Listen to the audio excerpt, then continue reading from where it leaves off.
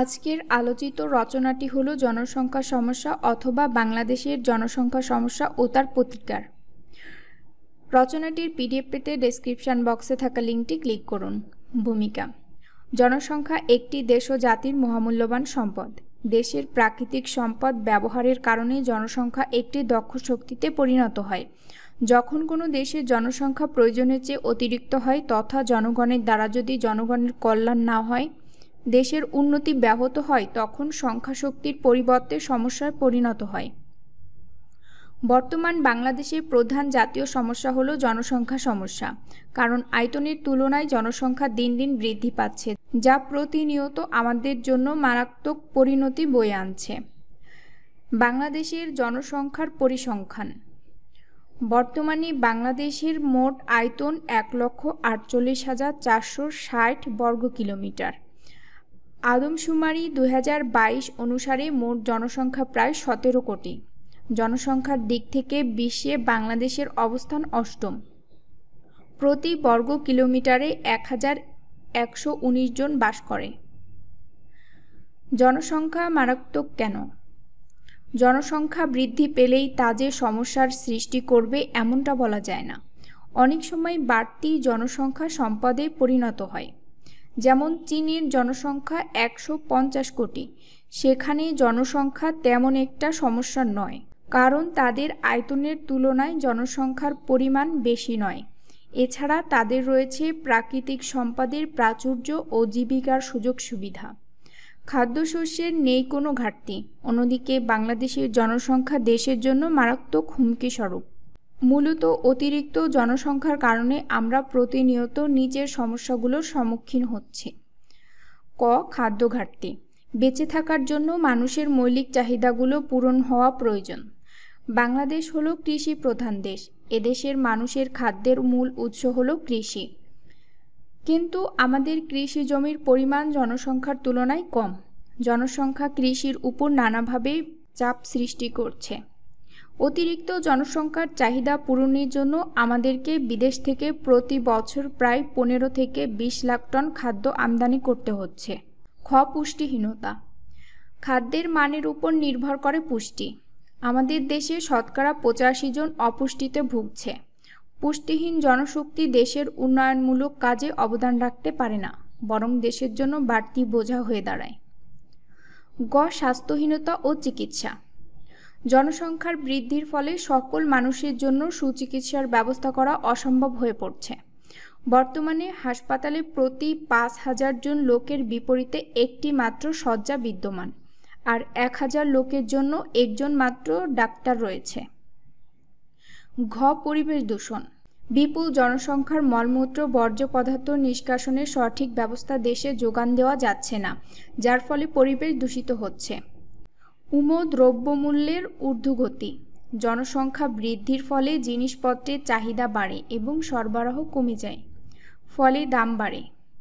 পরিবারের সীমিত আয়ের উপর বর্ধিত নতুন মুখের খাওয়া পড়া, স্বাস্থ্য রক্ষা ইত্যাদি বহনে চাপ পড়ে। এভাবে পারিবারিক দুরবস্থা থেকে জাতীয় উন্নয়ন ও অগ্রগতি ব্যাহত হয়। চ. শিক্ষাহীনতা। বিপুল জনসংখ্যার ফলে স্কুল কলেজের বইপত্র ও শিক্ষকের যোগান দেওয়া সমস্যা হয়ে দাঁড়িয়েছে। জনসংখ্যা বৃদ্ধি পেলেও শিক্ষিতের হার বৃদ্ধি পাচ্ছে না। ছ. ভৌগোলিক পরিবেশ। নদীমাতৃক পলি সমৃদ্ধ সমভূমি এবং উষ্ণ মৌসুমী জলবায়ু জন্মহার বৃদ্ধিতে সহায়ক ভূমিকা পালন করে।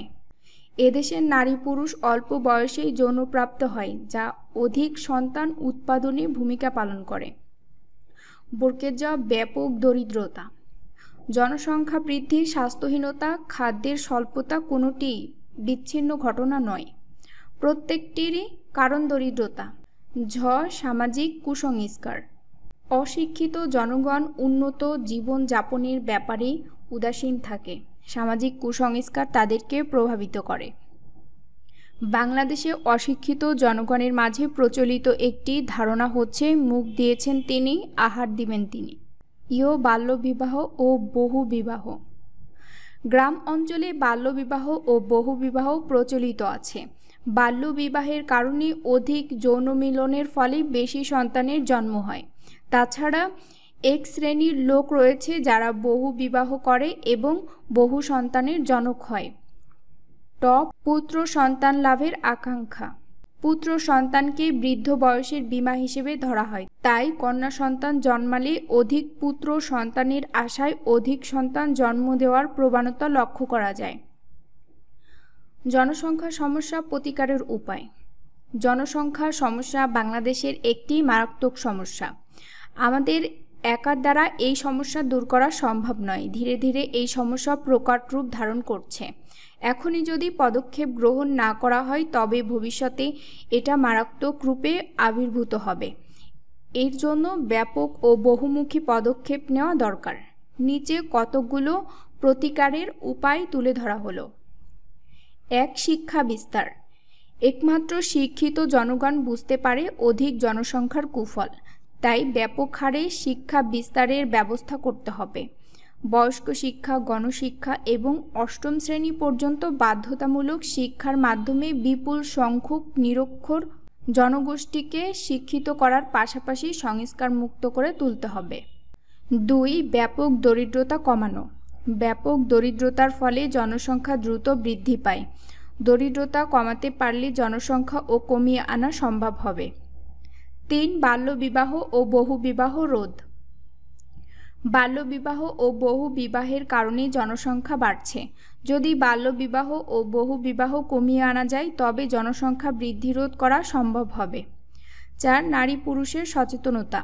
জনসংখ্যা হ্রাস করার জন্য সরকারিভাবে উদ্যোগ নিতে হবে। প্রত্যেককে সুশিক্ষায় শিক্ষিত করে গড়ে তুলতে হবে। তাদেরকে বিভিন্ন সংস্কারের সাথে জড়িত করতে হবে এবং জনসংখ্যা বৃদ্ধির সুফল ও কুফল সম্পর্কে বোঝাতে হবে। 5. পরিবার পরিকল্পনা। অল্প বয়সে অধিক সন্তান গ্রহণ উচিত নয়। ছেলে হোক অথবা মেয়ে হোক, একটি সন্তানই যথেষ্ট। এই শিক্ষা ও কর্মসূচিকে প্রচার জনপ্রিয় করে তুলতে হবে। উপসংহার। জনসংখ্যা সমস্যা আমাদের প্রধান সমস্যা এবং জাতীয় উন্নতির প্রধান প্রতিবন্ধক। জনসংখ্যা বৃদ্ধি রোধ করতে না পারলে দেশ ও জাতির উন্নতি করা সম্ভব নয়। তাই জাতীয় উন্নতির লক্ষ্যে শিক্ষিত যুব সমাজকে এগিয়ে আসতে হবে। বর্তমান প্রাকৃতিক জন্ম নিয়ন্ত্রণের প্রচার কর্ম চালানো হচ্ছে। জনসংখ্যা বৃদ্ধির সমস্যা শুধু সরকারি উদ্যোগেই রোধ করা সম্ভব নয়। এজন্য সকল শ্রেণীর মানুষকে সচেতন হতে হবে। তাই আশা করা যায় অদূর ভবিষ্যতে জনসংখ্যা বৃদ্ধির হার কমে আসবে। নিয়মিত রচনা পেতে চ্যানেলটি সাবস্ক্রাইব করুন এবং আপনার প্রয়োজনীয় রচনা পেতে রচনার নাম লিখে কমেন্ট করুন। এত সময় আমাদের সাথে থাকার জন্য ধন্যবাদ।